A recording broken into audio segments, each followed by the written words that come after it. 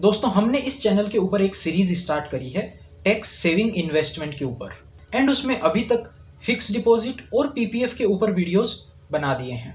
आज की इस वीडियो में हम कवर करेंगे एक इन्वेस्टमेंट प्रोडक्ट जो कि है एनपीएस यानी कि नेशनल पेंशन स्कीम। ये एक ऐसा इन्वेस्टमेंट प्रोडक्ट है जिसके मेन दो बेनिफिट मिलते हैं, retirement planning as well as income tax में भी सेविंग हो जाती है। एनपीएस को लेकर काफी लोगों के मन में काफी सारे डाउट्स होते हैं, जैसे कि एनपीएस क्या होता है, क्या सिर्फ गवर्नमेंट एम्प्लॉइज ही इसमें इन्वेस्ट कर सकते हैं या फिर कोई भी इसमें इन्वेस्ट कर सकता है, इसमें इन्वेस्ट करने पर क्या क्या बेनिफिट मिलते हैं और एनपीएस में इन्वेस्ट करने पर आपको रिटर्न कितना % मिलता है और इसमें इन्वेस्ट किया हुआ पैसा और उसके ऊपर जो मिला इंटरेस्ट वो वापस कब मिलता है, क्या इसमें इन्वेस्ट करना सेफ है या फिर रिस्की है। और भी ढेर सारे क्वेश्चन होंगे जो आपके दिमाग में आते होंगे एनपीएस का नाम सुनते ही। तो इस वीडियो में हम इन्हीं सभी पॉइंट की बात करेंगे और आपको एक्सप्लेन करेंगे। ये वीडियो काफी हेल्पफुल होने वाला है और अगर आप भी एनपीएस में इन्वेस्ट करने की सोच रहे हैं तो ये वीडियो पूरा देखने के बाद में आप अपना डिसीजन ले पाएंगे कि आपको एनपीएस में इन्वेस्ट करना चाहिए या फिर नहीं करना चाहिए। नमस्कार दोस्तों, मेरा नाम है राकेश, आप देख रहे हैं बैंकिंग बाबा यूट्यूब चैनल। अगर ये वीडियो पसंद आती है तो लाइक जरूर करना। चलिए इस वीडियो को शुरू करते हैं। सबसे पहले बात करते हैं एनपीएस यानी कि नेशनल पेंशन स्कीम क्या होता है। एनपीएस एक प्रकार का लॉन्ग टर्म इन्वेस्टमेंट प्लान है। इसका जो मेन ऑब्जेक्टिव है वो है सोशल सिक्योरिटी यानी कि समाज की सुरक्षा करना। सुरक्षा किस प्रकार से की जा सकती है, पेंशन के रूप में आपका एक टाइम पे इन्वेस्टमेंट के रूप में पैसा ले लिया जाएगा और जब आप रिटायर हो जाते हैं उसके बाद में आपको कुछ पैसा आपको मंथली बेसिस पर दे दिया जाएगा, जिससे आपकी लाइफ जो है वो इजीली चलती रहे। अब इसमें कौन कौन इन्वेस्ट कर सकता है, कोई भी प्राइवेट सेक्टर एम्प्लॉइज, कोई भी पब्लिक सेक्टर एम्प्लॉय या फिर कोई भी अनऑर्गेनाइज सेक्टर से पर्सन इसमें इन्वेस्ट कर सकता है।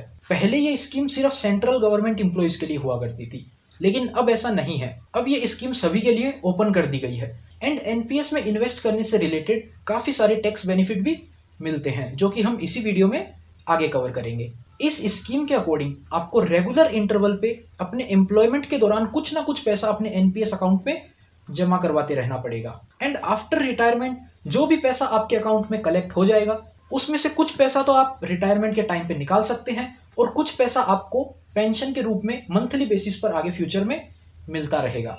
तो अभी तक आपने ऐसा सुना होगा कि सेंट्रल गवर्नमेंट एम्प्लॉइज को पेंशन मिलती है, लेकिन अब ऐसा नहीं है। जो भी एनपीएस में अपना अकाउंट ओपन करवाता है उसको मंथली पेंशन मिलती रहेगी अपने रिटायरमेंट के बाद में। The most common and important point, NPS पे आपको रिटर्न कितना % मिलेगा। आप जो इन्वेस्टमेंट करेंगे एनपीएस के अंदर उसमें से आपका जो पैसा है वो कुछ जाएगा इक्विटीज में, कुछ जाएगा कॉर्पोरेट बॉन्ड्स में और कुछ जाएगा गवर्नमेंट बॉन्ड्स में। इक्विटी मतलब शेयर मार्केट, उधर आपको रिस्क भी है और रिटर्न भी है, लेकिन आप गारंटीड रिटर्न इसको नहीं बोल सकते हैं। एंड कुछ पैसा जाता है कॉर्पोरेट बॉन्ड्स में जो कि काफी हद तक सिक्योर्ड बोला जा सकता है एंड कुछ पैसा जाता है गवर्नमेंट बॉन्ड्स में जो आप पूरी तरीके से सिक्योर्ड बोल सकते हो और उसके ऊपर जो रिटर्न है वो भी आप गारंटीड रिटर्न बोल सकते हो। तो इसका कुछ पोर्शन इक्विटीज में जाने के कारण कि इसका जो रिटर्न है वो बाकी टैक्स सेविंग इन्वेस्टमेंट के कंपैरिजन में ज्यादा हो जाता है, यानी कि एफडी पीपीएफ से ज्यादा इसमें रिटर्न आपको देखने को मिल जाएगा। जब आप अपना एनपीएस में अकाउंट ओपन करवाएंगे तो आपको एक पीएफएम सेलेक्ट करना पड़ेगा, यानी कि पेंशन फंड मैनेजर आपको चूज करना पड़ेगा कौन आपका फंड मैनेज करेगा। जैसा कि म्यूचुअल फंड में होता है उसी प्रकार पेंशन फंड में भी होता है। आपको एक मैनेजर डिसाइड करना पड़ेगा कौन आपके फंड को मैनेज करेगा। इंडिया में अभी currently 8 pension fund manager registered हैं, जिसकी आप लिस्ट यहाँ पर देख सकते हैं। एंड अगर आप अपने पेंशन फंड मैनेजर की परफॉर्मेंस से सेटिस्फाइड नहीं है तो आप अपना पेंशन फंड मैनेजर को चेंज भी कर सकते हैं। जैसा कि आपको बताया एनपीएस में जो आपका पैसा है कुछ इक्विटीज में जाता है, जिस कारण से आपका जो रिटर्न है वो कुछ फिक्स नहीं है, कितना भी रिटर्न आपको देखने को मिल सकता है। लेकिन पिछले 10 सालों का रिकॉर्ड देखें तो उसमें 9 से 10% का एनुअल रिटर्न मिल रहा है अप्रोक्सीमेटली। अब बात कर लेते हैं रिस्क की कि एनपीएस में इन्वेस्ट करना कितना सेफ है। एनपीएस में फंड मैनेजर चूज करने के बाद में आपके पास दो ऑप्शन होते हैं। इन्वेस्टमेंट आप एक्टिव चॉइस से करना चाहते हैं या फिर ऑटो चॉइस से करना चाहते हैं। एक्टिव चॉइस के अंदर आप खुद से डिसाइड करेंगे कि आपका कितना परसेंट पैसा इक्विटीज में जाएगा, कितना परसेंट पैसा गवर्नमेंट बॉन्ड्स में जाएगा और कितना परसेंट पैसा कॉर्पोरेट बॉन्ड्स में जाएगा। उसको भी डिसाइड करने की कुछ लिमिट सेट की हुई है, यानी कि 50 साल की एज तक आप मैक्सिमम 75% पैसा अपना इक्विटीज में डाल सकते हैं और 60 साल की एज होते होते वो जो पैसा है मैक्सिमम लिमिट उसकी 50% हो जाती है, यानी कि 60 साल की एज में जब आप कंट्रीब्यूशन कर रहे हैं तो आप 50% से ज्यादा पैसा इक्विटीज में नहीं डाल सकते हैं। दूसरा होता है ऑटो चॉइस का। ऑटो चॉइस में आपको कुछ भी नहीं करना है, उसके अंदर आपके पास सिंपली 3 ऑप्शन होते हैं, अग्रेसिव इन्वेस्टमेंट, मॉडरेट इन्वेस्टमेंट या फिर कंजर्वेटिव इन्वेस्टमेंट। आपको इनमें से बस एक कैटेगरी सेलेक्ट करनी है और आपका ऑटोमेटिक डिसाइड हो जाएगा किस एज में आपका कितना पैसा कौन से ऑप्शन में जाएगा, इक्विटी में कितना जाएगा, गवर्नमेंट बॉन्ड्स में कितना जाएगा, कॉर्पोरेट बॉन्ड में कितना जाएगा। इनमें से आपको बस एक कैटेगरी सेलेक्ट करनी होती है। जैसा कि आपको पता होगा, बैंक्स को आरबीआई रेगुलेट करती है, स्टॉक एक्सचेंज को सेबी रेगुलेट करता है, इंश्योरेंस सेक्टर को आईआरडीआई रेगुलेट करता है, उसी प्रकार एनपीएस को पीएफआरडीए रेगुलेट करता है, pension fund regulatory development authority, जो कि सेंट्रल गवर्नमेंट के अंदर ही आता है, जिस कारण से आपका जो इन्वेस्टमेंट किया हुआ पैसा है वो पूरी तरीके से सेफ है। तो ऐसा नहीं है कि वो कंपनी डूब जाएगी और आपका पैसा लेकर भाग जाएगी। अब बात करते हैं एनपीएस से मिलने वाले टैक्स में क्या क्या बेनिफिट होते हैं। 80C की डिडक्शंस के बारे में तो आपको पता ही होगा। 80C की जो मैक्सिमम लिमिट होती है 1.5 लाख रुपए की, उसमें काफी तरह के इन्वेस्टमेंट प्रोडक्ट आते हैं, तो उसी में एनपीएस भी कवर होता है। आप चाहें तो एनपीएस में भी इन्वेस्ट करके अपनी 80C की डिडक्शन को यूटिलाइज कर सकते हैं। ऐसा नहीं है कि आपने 1.5 लाख रुपए एनपीएस में इन्वेस्टमेंट कर दिया तो आपको पूरे के पूरे 1.5 लाख रुपए की डिडक्शन मिल जाएगी। उसको कैलकुलेट करने का एक फॉर्मूला होता है, वो कैसे कैलकुलेट होती है आइए देख लेते हैं। सपोज आपकी सैलरी है 5 लाख रुपए, तो आप अपनी सैलरी का 10% अमाउंट का डिडक्शन ले सकते हैं एनपीएस के लिए, यानी कि 5 लाख का 10% आप 50,000 रुपए की डिडक्शन ले सकते हैं एनपीएस में इन्वेस्टमेंट के लिए। तो अगर आप एनपीएस में 50,000 इन्वेस्ट करते हैं तो आप 50,000 की डिडक्शन ले सकते हैं। लेकिन अगर आप 1 लाख रुपए इन्वेस्टमेंट कर रहे हैं और आपकी सैलरी 5 लाख ही है तो आपको मैक्सिमम डिडक्शन 50,000 रुपए की ही मिलेगी सेक्शन 80C के अकॉर्डिंग। वहीं सेल्फ एम्प्लॉयड पर्सन की बात करें तो सेल्फ एम्प्लॉयड पर्सन अपनी ग्रोस इनकम के 20% का डिडक्शन ले सकता है। सपोज किसी सेल्फ एम्प्लॉयड पर्सन की ग्रोस इनकम 5 लाख रुपए है तो वो 1 लाख रुपए तक की डिडक्शन ले सकता है एनपीएस में इन्वेस्ट करके। इसके अलावा भी, यानी कि सेक्शन 80C की 1.5 लाख की लिमिट के अलावा भी आपको एनपीएस में इन्वेस्ट करने की 50,000 रुपए की एडिशनल डिडक्शन मिल जाती है, जिसकी कोई भी कंडीशन नहीं है। फ्लैट आप 50,000 रुपए इन्वेस्ट करिए और आपको 50,000 रुपए की डिडक्शन मिल जाएगी। ये जो एडिशनल डिडक्शन मिलती है आपको 50,000 की, ये मिलती है सेक्शन 80CCD 1B के अकॉर्डिंग। इंटरेस्ट भी हो गया, रिस्क भी हो गया, टैक्स बेनिफिट भी हो गया। अब बात आती है विड्रॉवल की, आपको पैसा वापस कब मिलेगा। अब जैसा कि इसके नाम से ही क्लियर हो रहा है पेंशन, तो ये बात तो क्लियर है कि ये पैसा आपको 60 साल से पहले तो नहीं मिलेगा, लेकिन जो मिलेगा पैसा उसमें से कुछ पैसा तो आपको रिटायरमेंट के टाइम पे मिल जाएगा और बाकी पैसा आपको मंथली बेसिस पर पेंशन के रूप में मिलता रहेगा। अब देखिए, जितना पैसा आपने उस फंड में इन्वेस्ट किया अपने रिटायरमेंट की एज तक, उस पे जितना भी इंटरेस्ट मिला वो पूरा पैसा मिला के उसका 60% पैसा तो आप एक साथ विड्रॉ कर सकते हो रिटायरमेंट के टाइम पे, और बाकी का जो 40% पैसा बच जाता है वो पैसा आपके किसी एन्युटी प्लान में इन्वेस्ट कर दिया जाता है, जिससे आपको मंथली बेसिस पर पेंशन मिलती रहती है आपकी रिटायरमेंट के बाद में। अभी तक क्या होता था कि आप जो 60% पैसा विड्रॉ करते हैं उसमें से 40% तो आपका टैक्स फ्री होता था और जो 20% पैसा है उसके ऊपर आपको इनकम टैक्स पे करना पड़ता था। यानी कि सपोज कीजिए 1 लाख रुपए आपके कॉर्पस फंड में अवेलेबल हो गया, जिसमें से 60 लाख आपने विड्रॉ कर लिया, 60 लाख में से 40 लाख रुपए तो टैक्स फ्री हो गया, जो बाकी का बचा 20 लाख रुपए उसके ऊपर आपको इनकम टैक्स स्लैब के अकॉर्डिंग टैक्स का पेमेंट करना पड़ता था। लेकिन अब ऐसा कुछ नहीं है, अब इस रूल को हटा दिया है। आप 60% पैसा जो विड्रॉ कर सकते हैं एनपीएस में से वो पूरा का पूरा टैक्स फ्री कर दिया गया है, और इसी कारण से एनपीएस का इन्वेस्टमेंट भी एक ईईई कैटेगरी का इन्वेस्टमेंट बन गया है। ईईई कैटेगरी क्या होती है उसके बारे में आपको अगर डिटेल में देखना हो तो हमने प्रीवियस वीडियो में एक्सप्लेन किया था, जिसका लिंक ऊपर आपको आई बटन में मिल जाएगा, तो आप वो वीडियो जाकर देख सकते हैं।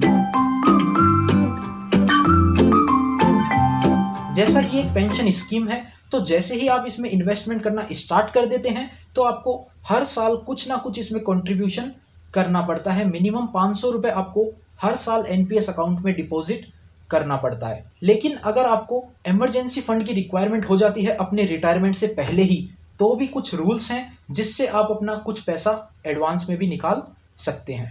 जैसे कि इसमें कुछ कंडीशन दी हुई है, अगर आप वो कंडीशन फुलफिल करते हैं तो आप पैसा पहले भी निकाल सकते हैं अपनी रिटायरमेंट एज से। जैसे कि आप अपने चिल्ड्रन की मैरिज कर रहे हैं, या फिर आपको एक हाउस प्रॉपर्टी परचेज करनी है, या फिर फैमिली में किसी का आपको मेडिकल ट्रीटमेंट करवाना है, तो आप अपने डिपॉजिट का 25% अकाउंट विड्रॉ कर सकते हैं अपने एनपीएस अकाउंट से। आप अपने एनपीएस अकाउंट से पूरे लाइफ में टोटल 3 बार ही विड्रॉवल कर सकते हैं, और एक बार अगर आपने आज विड्रॉवल कर लिया तो अगला विड्रॉवल आप 5 साल के बाद ही कर सकते हैं। यानी कि 2 विड्रॉवल के बीच में जो मिनिमम गैप है वो 5 साल का होना पड़ेगा। सपोज आपने आज तक अपने एनपीएस अकाउंट में 10 लाख रुपए डिपॉजिट करवा दिया है, तो आपको इमरजेंसी फंड की रिक्वायरमेंट हो जाती है, तो आप उसमें से 25% यानी कि 2.5 लाख रुपए इमरजेंसी रूप में अभी विड्रॉ कर सकते हैं। अब बात आती है एनपीएस अकाउंट कैसे खोलें। एनपीएस अकाउंट खोलने का प्रोसेस एकदम इजी है। आप ऑफलाइन या फिर ऑनलाइन किसी भी तरीके से अपना एनपीएस अकाउंट ओपन कर सकते हैं। ऑफलाइन अकाउंट ओपनिंग के लिए आपको पीओपी सेंटर पर जाना पड़ेगा, पॉइंट ऑफ प्रेजेंस सेंटर पर आपको जाना पड़ेगा। ये आपका नियरेस्ट सेंटर आपको कहाँ मिलेगा, उसके लिए आप एनएसडीएल की वेबसाइट या फिर एनपीएस की वेबसाइट पर जाकर चेक कर सकते हैं। उस वेबसाइट का लिंक आपको डिस्क्रिप्शन में मिल जाएगा। उस वेबसाइट पर जाइए, अपना स्टेट डालिए, अपना सिटी डालिए, और आपको नियर बाय सेंटर की लिस्ट मिल जाएगी। ये बैंक भी हो सकते हैं या फिर ये पोस्ट ऑफिस भी हो सकते हैं। तो आपको उस बैंक में जाना है। अगर आपका उस बैंक में ऑलरेडी अकाउंट है तो आप अपना सिर्फ एनपीएस का फॉर्म भरकर उसमें सबमिट करवा सकते हैं। लेकिन अगर आपका उस बैंक में अकाउंट नहीं है तो आपको अपने केवाईसी डॉक्यूमेंट भी साथ में देने पड़ेंगे और आप अपना अकाउंट ओपन करवा सकते हैं। अकाउंट ओपन करवाने की एक बार कुछ पेमेंट आपको करना पड़ेगा, 100 से 150 रुपए की फीस है, और उसके साथ ही आपको 500 रुपए का मिनिमम डिपॉजिट करवाना पड़ेगा अपने फर्स्ट ईयर का। उसके बाद से भी आपको हर साल उसमें कुछ ना कुछ इन्वेस्टमेंट करना पड़ेगा। जो मिनिमम अमाउंट है उसमें इन्वेस्ट करने का वो है 500 रुपए। ऑनलाइन की बात करें तो वो प्रोसेस भी एकदम ईजी है। उसके लिए आपको एनएसडीएल की वेबसाइट पर जाना है और आप अपना एनपीएस अकाउंट ओपन कर सकते हैं विद इन 30 मिनट्स। 30 मिनट के अंदर आपका अकाउंट एक्टिव हो जाएगा, और उसमें आपको फर्स्ट इन्वेस्टमेंट अपना 500 रुपए करना पड़ेगा अकाउंट ओपनिंग के टाइम पे ही। आइए एक क्विक कंपैरिजन कर लेते हैं इन 3 इन्वेस्टमेंट के बीच में, एफडी, पीपीएफ और एनपीएस के बीच में। एफडी पर जो आपको रिटर्न है वो 5 से 6% का ही देखने को मिलता है, और इसका जो मिनिमम टेन्योर है वो है 5 साल का। यानी कि आपको 5 साल के लिए एफडी करवानी पड़ेगी, तभी आपको टैक्स के बेनिफिट मिलेंगे, अदरवाइज आपको टैक्स के बेनिफिट नहीं मिलेंगे। दूसरा इन्वेस्टमेंट है पीपीएफ, जिसमें आपको 7 से 8% का रिटर्न देखने को मिल जाता है, और उसी के साथ उसका मिनिमम टेन्योर है जो 15 साल के लिए उसमें आपको इन्वेस्टमेंट करना पड़ता है। और एनपीएस की बात करें तो यहां पर आपको 9 से 10% का रिटर्न देखने को मिल जाता है, जो कि दोनों के कंपैरिजन में ज्यादा है। लेकिन यहां पर जो आपका इन्वेस्टमेंट है वो आपको रिटायरमेंट की एज तक करते रहना पड़ेगा, और जो आपका रिटर्न है वो आपको रिटायरमेंट की एज के बाद ही मिलेगा। ये जो 9 से 10% का रिटर्न है ये एस्टिमेटेड अमाउंट है, ये कोई गारंटी नहीं है आपको इतना ही मिलेगा। ये कम भी हो सकता है, ज्यादा भी हो सकता है, लेकिन अपन ने जो कैलकुलेशन करी है वो पिछले 10 साल का एवरेज लिया है, और उसका अमाउंट 9 से 10% निकल कर आ रहा था। तो आइए एक क्विक कैलकुलेटर देख लेते हैं, जिसमें अपन कैलकुलेट करेंगे आप एनुअल बेसिस पर कितना अमाउंट डिपॉजिट करेंगे और आपको कितना रिटर्न देखने को मिल जाएगा आपकी 60 ईयर की एज में। तो दोस्तों ये देख सकते हो आपके लिए क्विक एनपीएस का कैलकुलेटर बनाया है। इसमें आपके सामने इंटरेस्ट रेट है, पीरियड है, और कितना आप एनुअली डिपॉजिट करवाते हो। अगर देखिए 9% का रेट चल रहा है आपको एनपीएस के ऊपर, और आप 25 साल तक उसमें इन्वेस्टमेंट करते हैं, हर साल आप उसमें 1000 रुपए डिपॉजिट करते हैं, तो 25 साल तक आप उस पर डिपॉजिट करेंगे तो आपका टोटल डिपॉजिट हो जाएगा 25,000 रुपए। और उस 25,000 पे 9% का अगर रेट रहता है तो आपको टोटल इंटरेस्ट जो मिल जाएगा 3 गुना से भी ज्यादा, यानी कि 84,000 रुपए आपको इंटरेस्ट मिल जाएगा, और टोटल आपका अमाउंट हो जाएगा 1 लाख से भी ज्यादा का उस एनपीएस अकाउंट में। लेकिन रिटायरमेंट के टाइम आप 60% ही पैसा विड्रॉ कर सकते हो, तो आपको 65,000 रुपए उस टाइम पे मिल जाएगा 60 की एज में, और बाकी का जो बच गया पैसा वो आपको मंथली बेसिस पर पेंशन के रूप में मिलता रहेगा एन्युटी प्लान के अकॉर्डिंग। अगर आप यही रेट 10% की रखते हो, अगर आपकी एज आज 25 साल है और आप आज से ही 50,000 रुपए इसमें डिपॉजिट करना स्टार्ट करते हो, तो आप 35 साल तक इसमें डिपॉजिट कर पाओगे, और 35 साल तक आप डिपॉजिट करोगे तो 17.5 लाख रुपए आपका टोटल डिपॉजिट हो जाएगा, जिसके ऊपर आपको जो इंटरेस्ट मिलेगा वो 1 करोड़ से भी ज्यादा का है। जैसा कि आप देख सकते हो 17.5 लाख के ऊपर आपको 1 करोड़ से भी ज्यादा अमाउंट का इंटरेस्ट मिलेगा। टोटल आपका अमाउंट 1.5 करोड़ रुपए हो सकता है, और आप उसमें से 91 लाख रुपए मैच्योरिटी के टाइम यानी कि 60 साल रिटायरमेंट के टाइम आप विड्रॉ कर सकते हो उस पैसे में से 91 लाख रुपए। तो आप देख सकते हो एनुअली आप 50,000 रुपए डिपॉजिट करके भी 1.5 करोड़ रुपए अपने पेंशन फंड से बना सकते हो। तो ये थी कुछ बेसिक इंफॉर्मेशन एनपीएस से रिलेटेड। अगर आपका इन्वेस्टमेंट गोल इन कंडीशंस को फुलफिल करता है तो आपको भी एनपीएस में इन्वेस्टमेंट जरूर करना चाहिए। या फिर आपकी टैक्सेबल इनकम इतनी ज्यादा है कि आपको टैक्स पे करना पड़ रहा है तो आप उस 50,000 रुपए की एडिशनल लिमिट का फायदा उठाने के लिए इसमें इन्वेस्टमेंट कर सकते हैं। और अगर आप इक्विटी में ज्यादा इन्वेस्ट करना चाहते हैं तो मार्केट में कई इक्विटी ओरिएंटेड म्यूचुअल फंड्स भी अवेलेबल हैं, तो आप उसमें भी इन्वेस्ट कर सकते हैं एनपीएस के कंपैरिजन में। तो दोस्तों इस वीडियो में इतना ही रखते हैं। एनपीएस वैसे तो बहुत बड़ा टॉपिक है, तो एक वीडियो में कवर करना तो मुश्किल था, लेकिन हमने फिर भी एनपीएस से रिलेटेड बहुत कुछ कवर कर दिया इस एक ही वीडियो में। एफडी पर डिटेल्ड वीडियो देखने के लिए यहाँ पर क्लिक करें, पीपीएफ के ऊपर डिटेल्ड वीडियो देखने के लिए यहाँ पर क्लिक करें। अगर हमारे चैनल को अभी तक सब्सक्राइब नहीं किया है तो यहाँ पर क्लिक करें। उम्मीद करते हैं आपको वीडियो पसंद आई होगी। अगर वीडियो पसंद आई तो लाइक करना, चैनल को भी आप सब्सक्राइब करना। मिलते हैं आपसे अगले वीडियो में, तब तक के लिए अपना ख्याल रखिएगा।